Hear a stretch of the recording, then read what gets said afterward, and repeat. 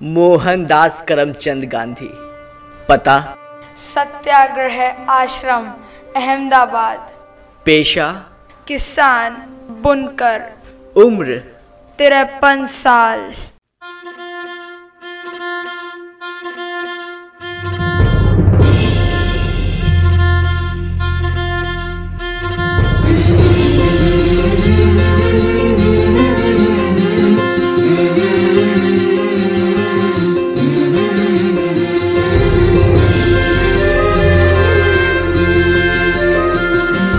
ना खड़ग ना ढाल, फिर भी पूरा देश आपके साथ। बिना गांधी भारत के बारे में सोचना भी असंभव बना दिया। हम नई पीढ़ी के लोग ये समझना चाहते हैं कि कैसे आपने इस देश को जगा दिया। मोहन को अंधेरे से हमेशा डर लगता था। उसे लगता था कि रात के अंधेरे में कोई भूत आ जाएगा और उसे पकड़ लेगा। उस रात को बहुत अंधेरा था और उसे दूसरे कमरे में जाना था। उसने यत्न किया, परंतु वो अपनी जगह पर जम सा गया और उसका दिल जोर से धड़कने लगा। उसकी दाई अम्मा दरवाजे के पास ही खड़ी थी। उसने हंसकर पूछा, क्या हुआ बेटा? दाई, मुझे बहुत डर लग रहा है। किस बात का डर बेटा? देखो कितना अंधेरा है, मुझे भूतों से डर लगता है। अंधेरे में वो मुझे पकड़ लेंगे। मोहन की आवाज डर के मारे कांप रही थी। रंभा ने प्यार से उसके सर पे हाथ फेरा। अरे, अंधेरे से भी कोई डरता है? मेरी बात सुनो, राम जी को याद करो, फिर कोई भूत तुम्हारे पास नहीं आएगा। कोई तुम्हारा बाल भी बांका नहीं कर पाएगा। राम जी तुम्हारी रक्षा करेंगे। सच? राम जी मेरी रक्षा करेंगे? तो फिर मैं राम जी के नाम का जाप करूंगा। रंभा की बातों ने मोहन को साहस दिया और वो राम नाम जपते हुए कमरे से बाहर निकला। और उस दिन से न मोहन कभी घबराया और न उसने कभी खुद को अकेला पाया। राम जी जो उनके साथ थे, और इसी विश्वास ने गांधी जी को पूरे जीवन ताकत दिया।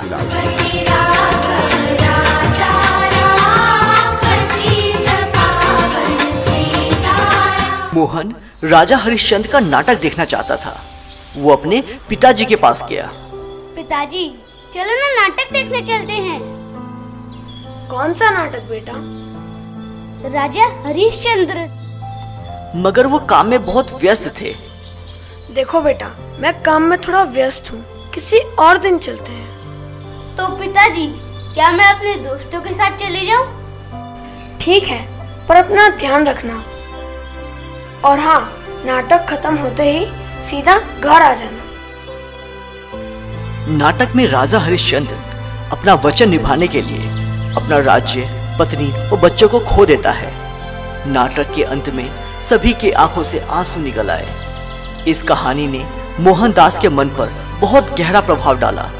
उसने सोचा कि उसे भी राजा हरिश्चंद्र की तरह ऐसी शक्ति मिल जाए जिससे वे सत्य के खातिर किसी भी संकट का सामना कर सके। वो एक महान आदमी थे। उन्होंने सत्य के लिए अपना परिवार और राज्य दांव पे लगा दिया था। यह नाटक बहुत ही अच्छा है। उन्होंने मुझे सत्य की ताकत दिखाई। हम सभी को उनकी तरह सत्यमय जीवन जीना चाहिए। ये तो असंभव है मोहन। क्यों असंभव? क्यों? हम जैसे लोगों के लिए ऐसा जीवन बिताना कठिन है। पहले भगवान पर विश्वास होना चाहिए, फिर कड़ी मेहनत से हम अपना जीवन सत्यमय कर सकते हैं। आज इसी क्षण से मैं सिर्फ सत्य के राह पे चलूंगा।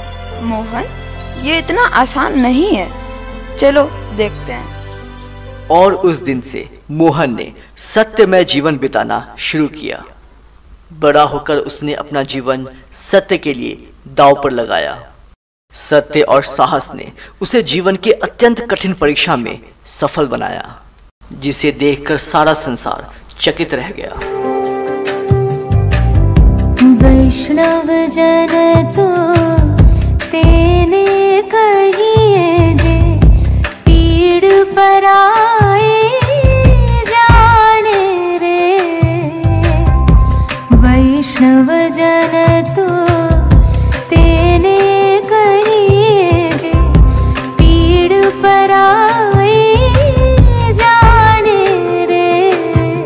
साउथ अफ्रीका में भारतीयों को शुद्र समझा जाता था तथा हीनता से देखा जाता था और उन्हें कूली बुलाया जाता था। जल्द ही गांधी जी को भी ये अनुभव सहना पड़ा।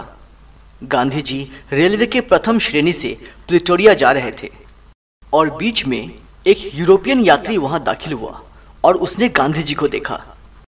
तुम यहाँ क्या कर रहे हो? चलो निकल जाओ यहाँ से। लेकिन मेरे पास यहाँ का टिकट है, मैं यहाँ पे बैठ सकता हूँ। लेकिन ये कोच सिर्फ गोरों के लिए है। तुम यहाँ से निकलो वरना मुझे स्टेशन मास्टर को कंप्लेन करनी पड़ेगी। मेरे पास इसी श्रेणी का टिकट है और मुझे यहाँ बैठने का पूरा हक है। उस आदमी ने स्टेशन मास्टर से शिकायत की। इस कुली को बाहर निकालो और इसको तीसरे दर्जे में डालो। गांधी जी ने उनसे बहस करने की कोशिश की पर उनकी बात किसी ने नहीं सुनी। तुम ऐसा नहीं कर सकते, मेरे पास प्रथम श्रेणी का टिकट है। अब मुझे तुम्हारे साथ जबरदस्ती करनी पड़ेगी। पुलिस वाले ने गांधी जी को उनके सामान के साथ बाहर धकेल दिया।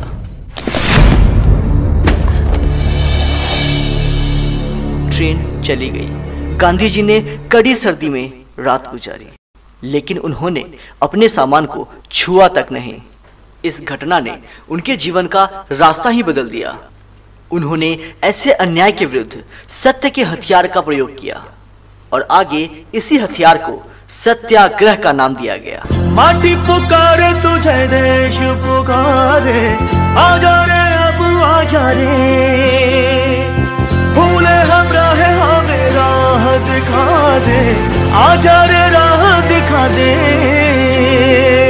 और सरपट उनकी चाल रे, दुबले से पतले से थे वो, चलते सीना तान गए। वंदे मातरम, वंदे मातरम, वंदे मातरम, वंदे मातरम, वंदे मातरम, वंदे मातरम, वंदे मातरम, वंदे मातरम, वंदे मातरम।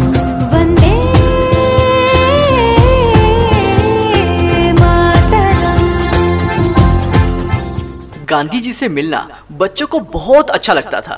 एक दिन एक छोटा बच्चा गांधी जी की पोशाक देखकर बहुत दुखी हुआ। उसे आश्चर्य हुआ कि इतना महान व्यक्ति कुर्ता भी नहीं पहनता। वो गांधी जी के पास गया। गांधी जी, आप कुर्ता क्यों नहीं पहनते? बेटा, मैं गरीब आदमी हूँ, मैं कुर्ता नहीं खरीद सकता।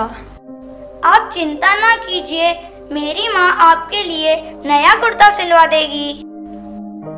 तुम्हारी माँ ठीक है, पर वो मेरे लिए कितने कुर्ते सिलवाएगी? जितने आप चाहो।